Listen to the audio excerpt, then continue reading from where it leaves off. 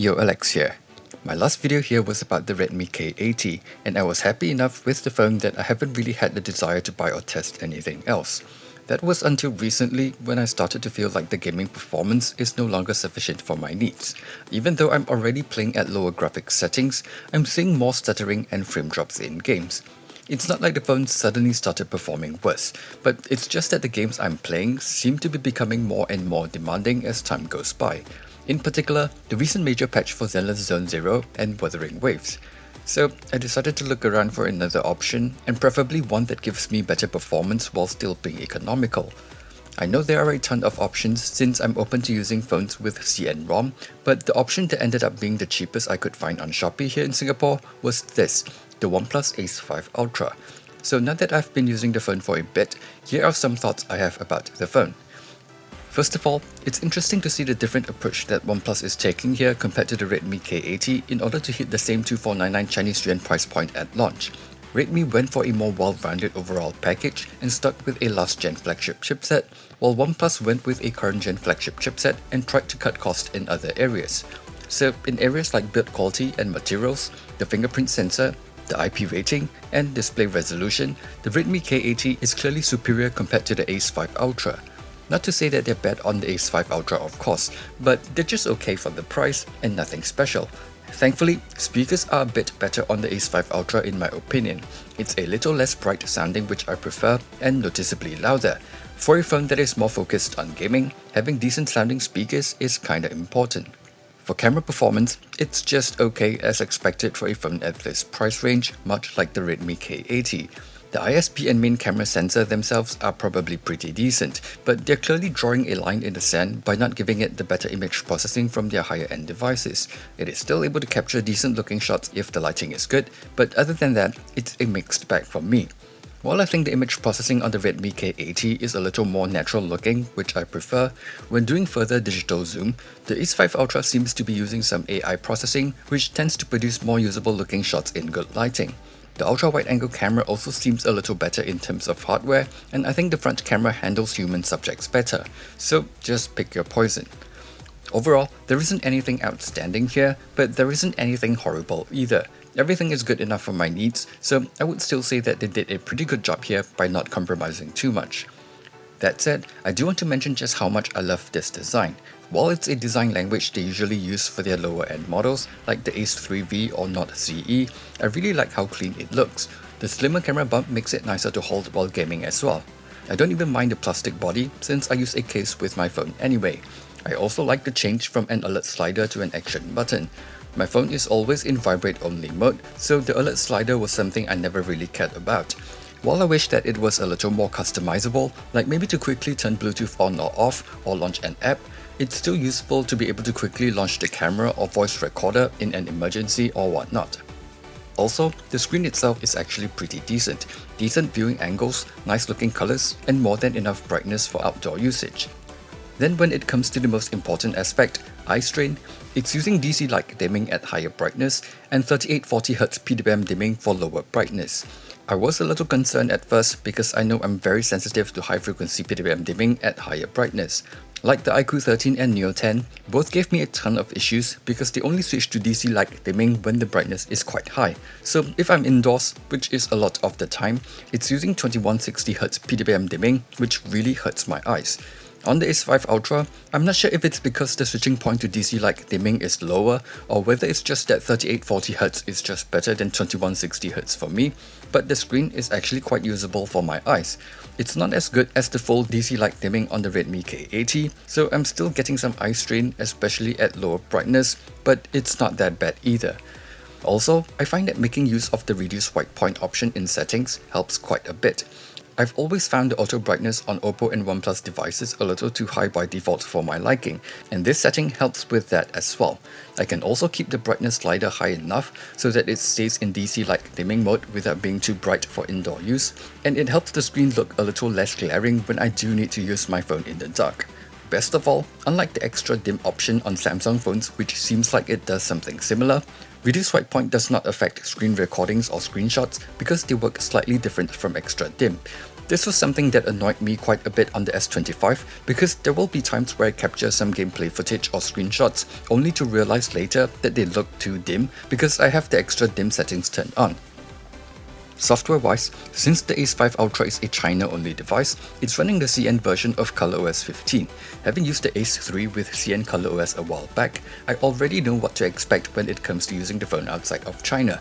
Basic Google services is built right in, I can install Play Store right from their own App Store easily, most of the pre-installed apps can be easily removed, and after taking a bit of time to turn off some of the recommendations inside some of the settings, aka ads, it's mostly a pleasant experience.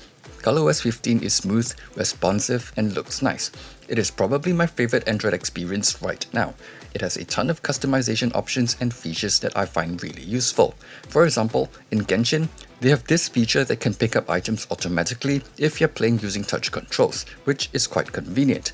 And like on other CN phones, I really like how it offers more granular permissions management.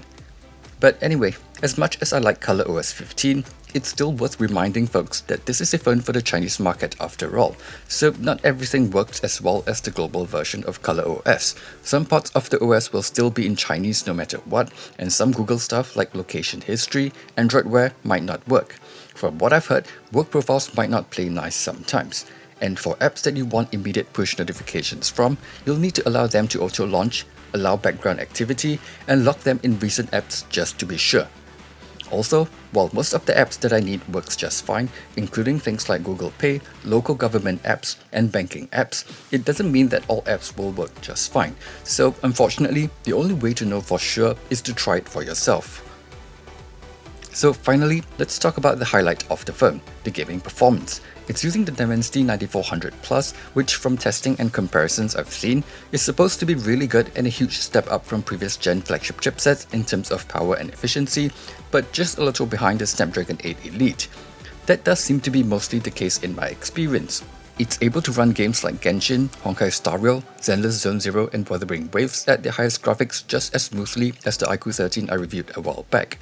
Though I did notice that for a few of the games, the Ace 5 Ultra does get quite a bit warmer, and after some time will start throttling and lowering FPS. But I suspect that this is likely just because those games have gotten more demanding to run, like I mentioned at the start of this video.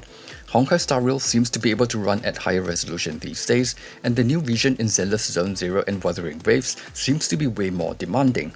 I don't have the iQOO 13 around anymore, but I suspect that it will likely perform similarly to the Dimensity 9400 Plus on the Ace 5 Ultra, because if I just turn down the resolution in Honkai Star Rail a bit, or only stick to the older areas in Zenless and Wuthering Waves, they seem to run just as well as I remember on the iQOO 13 and is only perhaps slightly warmer to the touch. Same goes for Genshin 2, which hasn't really gotten noticeably more demanding. It runs pretty much just as well as the iQOO 13, but does seem to warm up a tiny bit more. However, I think it also feels a bit smoother, which seems like a worthy trade-off. They did mention something about having high 1% low frame rates in their marketing materials, but while I feel like maybe Genshin did run a bit smoother with less minor stutters, other games feel more or less about the same. So basically, I wouldn't worry too much about the Dimensity 9400 Plus being a little behind the Snapdragon 8 Elite on paper when it comes to its upper limits.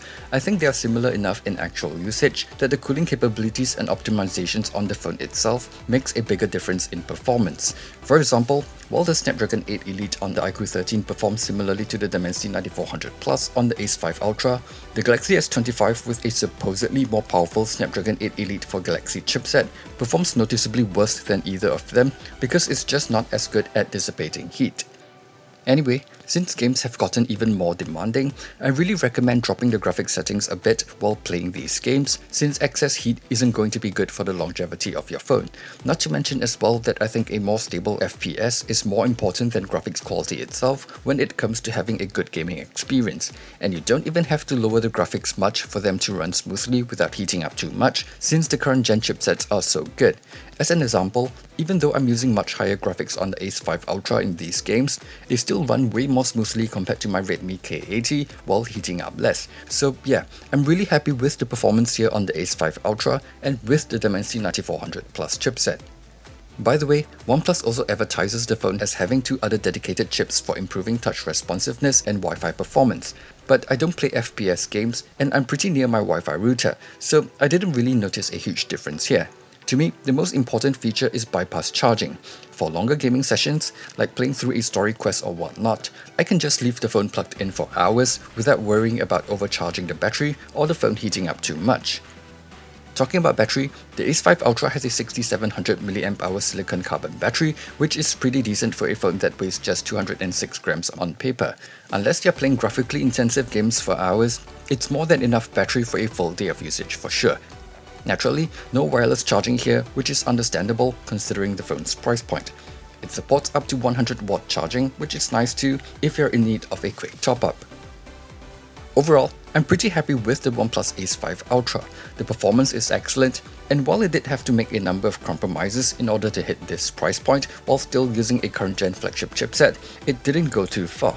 So the phone still does all the basics well enough for me, and at this price point, I don't even mind that it is still using a USB 2.0 port. Oh, there's the CN version of Realme GT7 with the same chipset if you don't mind using CN Realme UI, and for just 100 Chinese yuan more, you get IP69 rating plus an ultrasonic fingerprint sensor. For me, I still went with the Ace 5 Ultra not just because I prefer its design, but also because I've used CN ColorOS before, so it's a bit of a safer bet for me. Anyway, if you're like me and care more about gaming performance over the other stuff and don't want to spend too much money, the Ace 5 Ultra is definitely worth considering.